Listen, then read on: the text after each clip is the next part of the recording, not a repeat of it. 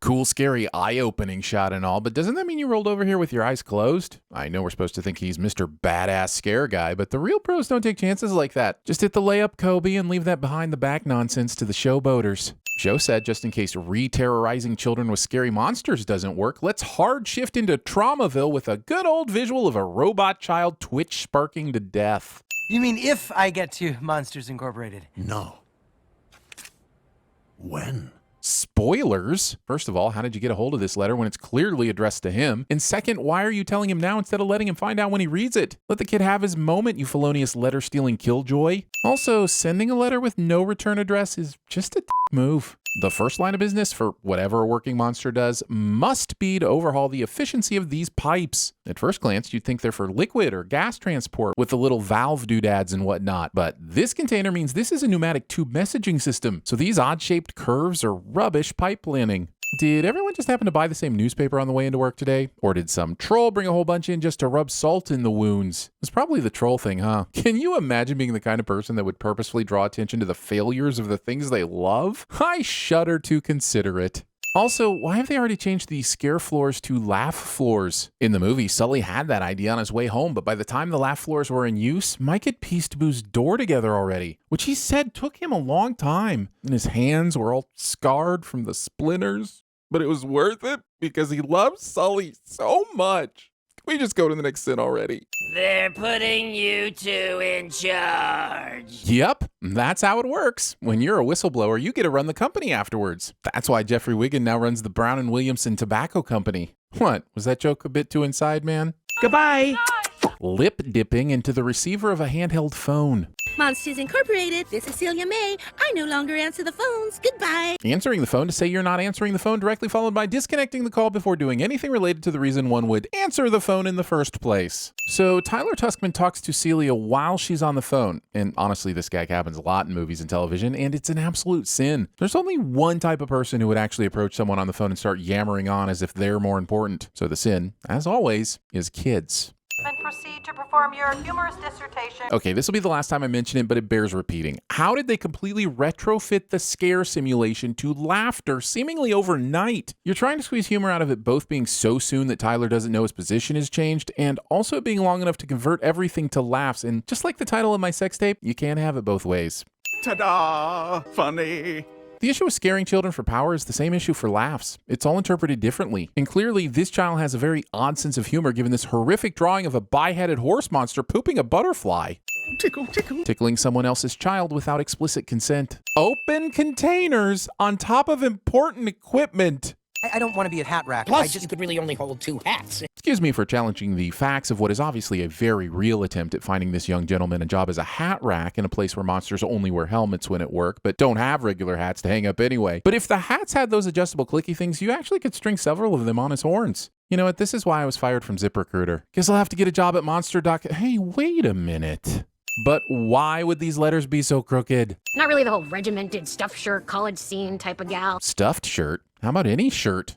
All of these monsters running around completely nude, and I'm here having to figure out if that means they don't have genitals. And if they did, where would they be? And what would they look like? And where does the body hair end and the pubic hair begin? Then contemplating different possible sexual positions for different monsters in, am I still saying all of this out loud? Yeah, after MU, I lived in the Caribbean for a year. Why would everything in this world have scary words in the name? Most of our world runs on fossil fuels, but you don't see places named California or Electricity or the Earth is doomed if we don't find cleaner energy in the next 30 years Arizona. In a world of oddly shaped monsters, it just seems that perhaps an inclusive workplace would have chairs to better represent the needs of all the variety of bums that would use them. How is this monster supposed to scoot herself into the chairs? Unblinking eye contact while touching baked goods. Sorry, what exactly is MIFT? Is the first question you would have asked Mr. Crummingham when he was assigning your job, or Val in the several minutes it took to get over here. But sure, you're just now curious about your brand new vocation. Standing on a chair with wheels. Do you want head trauma? Because this is how you get head trauma. Proud to be a member of the Monsters, Inc. facilities team! Since I've learned that GIF must be pronounced with a hard G because it stands for graphic, I've made it my life's work to teach others proper acronym pronunciation. This one's tricky because if you say the full word incorporated, then MIFT works just fine. But he doesn't. He says Monsters, Inc. facilities team. So MIFT it is, and MIFT it shall always be. For the record, I've never actually said that. For the record, we're all wondering where the confetti came from because it wasn't in your hand a moment ago.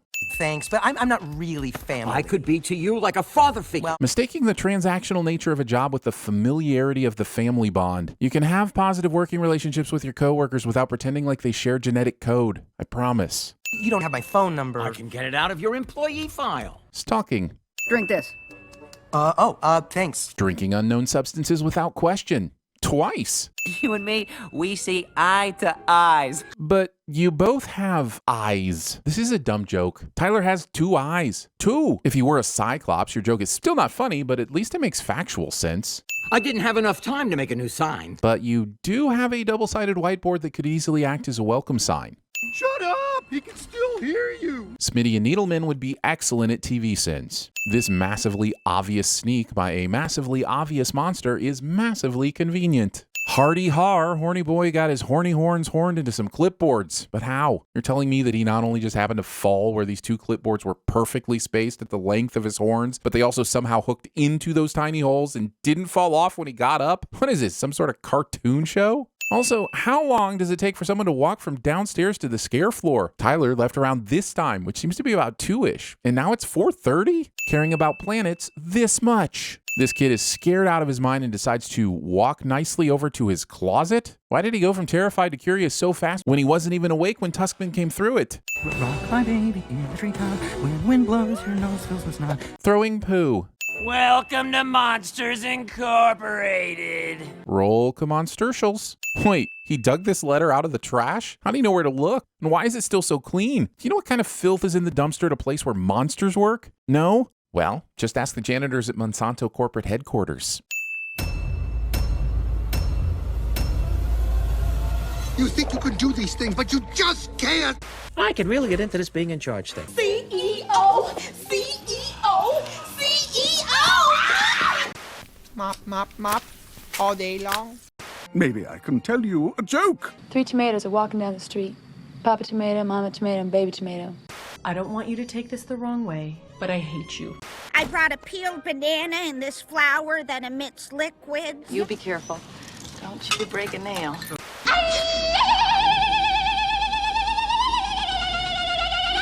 Hi, everyone. Just to be clear, never have I ever eaten human flesh. Inspire. You can quit right now, and everything that we worked for will have been accomplished. You know, last night Molly said to me on the phone that you thought I was your hero? You're mine. David got his horn caught in the door track, was pulled into a shredder shaft, never saw him again. And I guess that was your accomplice in the wood chipper.